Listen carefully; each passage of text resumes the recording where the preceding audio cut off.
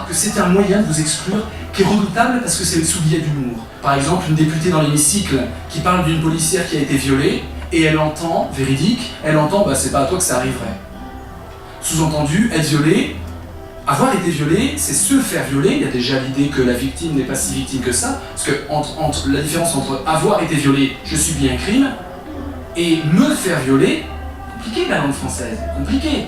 Et elle entend ça, rire gras dans l'hémicycle, voilà. Et là, nous avons l'idée que la victime, finalement, c'est pas à toi que ça arriverait. La victime peut quémander, c'est ce que disent tous les violeurs pour se battre. J'ai cru qu'elle voulait, elle disait non, et elle se débattait, bah, j'ai cru. Et tout ça, c'est, vous voyez, à tous les étages de la société, on a ça. Hein.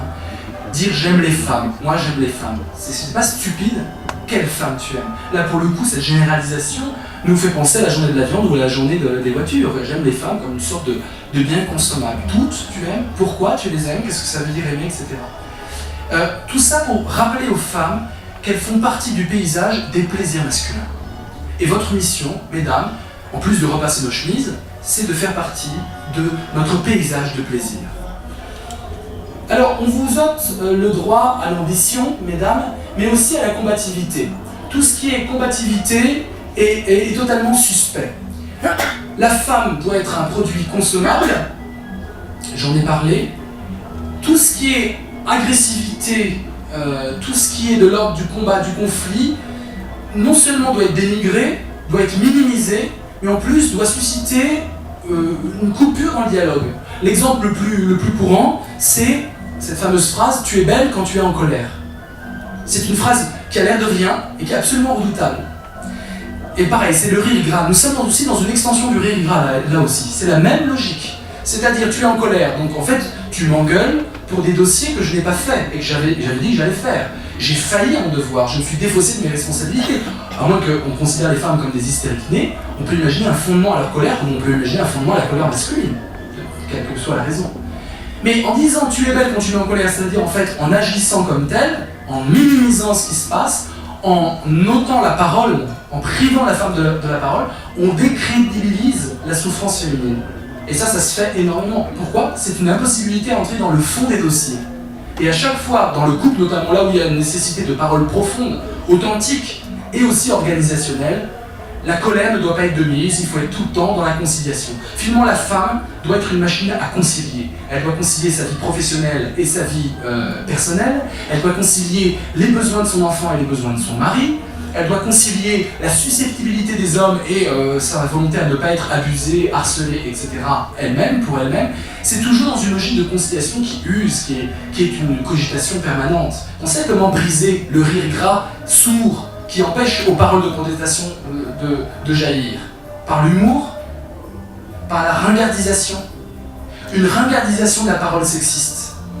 Voilà une entreprise réellement, je dirais, novatrice. Et quand je dis ça, je parle d'un challenge collectif. Ringardisons la parole sexiste. Ringardiser, c'est quoi ? C'est mettre du péjoratif là où il y a du laudatif.